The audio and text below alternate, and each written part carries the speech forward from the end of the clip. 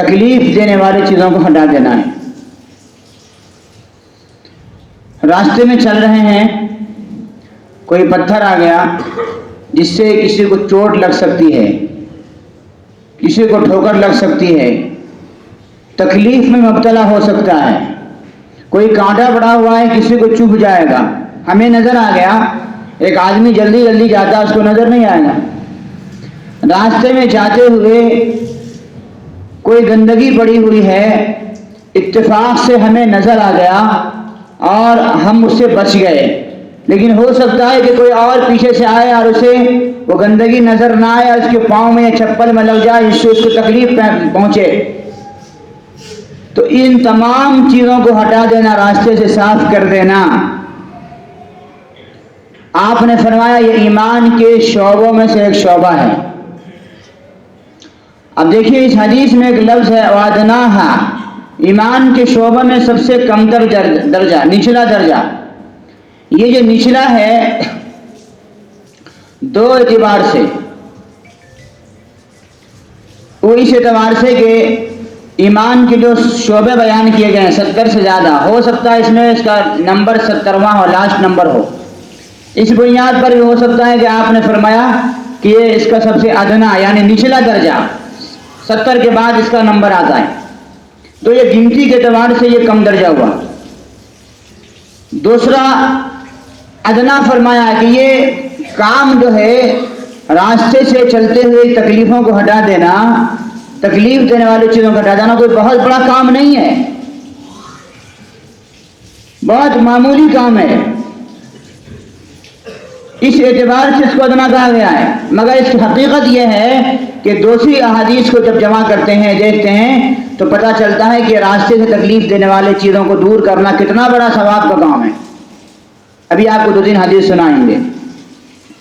تو جو ادنا کا لفظ استعمال کیا گیا ہے، اس کا دوسرا مطلب یہ ہو سکتا ہے کہ یہ چونکہ کام معمولی ہے دیکھنے میں اور کوئی مشکل کام نہیں ہے، آپ چلتے چلتے راستے میں کوئی پتھر نظر آئے تو اس کو آپ ہاتھ سے یوں اٹھا کر کے چرنڈی میں ڈال دیں گے، نالے میں ڈال دیں گے، ختم۔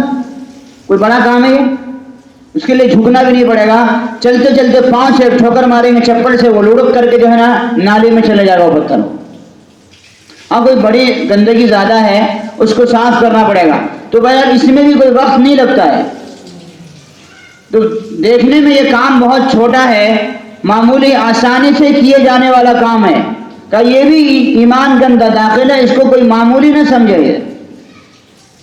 ایک حدیث پاک میں ہے کہ ایک شخص جا رہا تھا، راستے سے گزر رہا تھا، مسلم شریف کی روایت ہے، فرمایا کہ ایک آدمی ایک جنگل سے گزر رہا تھا ایک راستے سے، اور وہاں پر ایک درخت کی جو ٹہنی ہوئی تھی جھکی ہوئی، تو جب بھی کوئی وہاں پر سے گزرتا تو اس ٹہنی کو اوپر اٹھاتا اور اس کے نیچے سے سر جھکا کر کے جاتا۔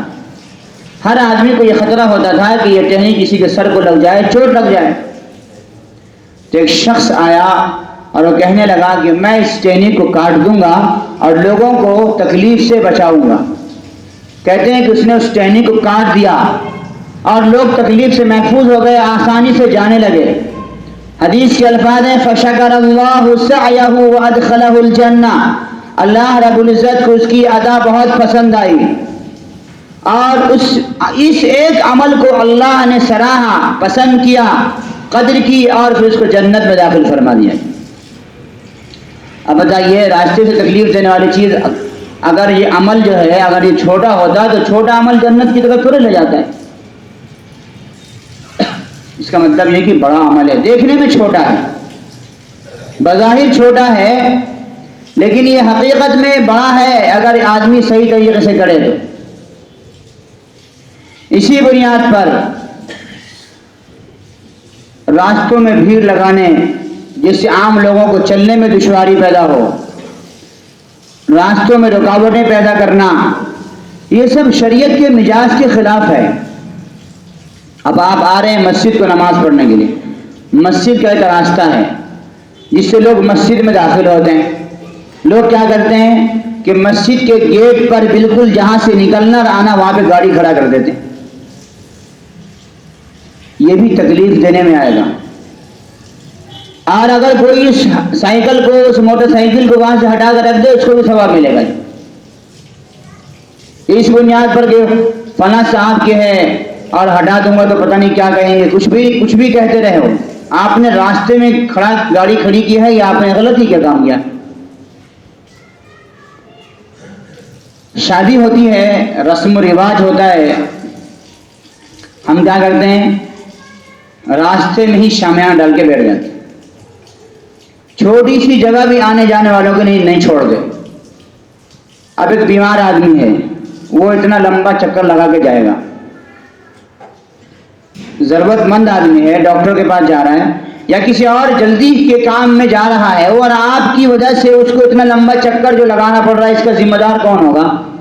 بظاہر دیکھنے میں آپ کو تو یہ لگتا ہے کہ یہ کوئی گناہ نہیں ہے، مگر اس کے اس لمبے چکر کی جو تکلیف پہنچی ہے اس کا گناہ کس کو ملے گا؟ یہ راستہ روکنے والوں کو ملے گا. شاہراہ عام جس پر عام طور پر لوگ آنا جانا چلنا ہے، ایسے راستوں کو روکنا، چاہے وہ آپ کسی بھی اعتبار سے سمجھے اسے. کوئی مجبوری الگ بات ہوتی ہے، وہ مجبوری کیا ہوتی ہے؟ کوئی ایسی صورتحال پیش آ گئی کہ راستوں کو روکا جا رہا ہے، روکنا پڑ رہا ہے. پولیس والے آ کر روکتے ہیں، کبھی کبھی قانونی اعتبار سے ان کو روکنا پڑتا ہے.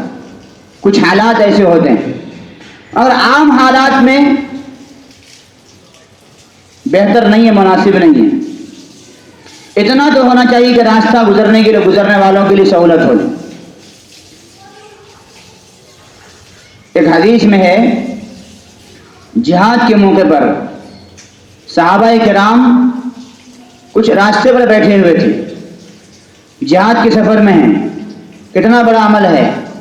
آپ نے فرمایا جو لوگوں کا راستہ روکے، یعنی آنے جانے والوں کے لیے تکلیف بنائے، جو لوگوں کا راستہ روکے اس کا جہاد مقبول نہیں ہے.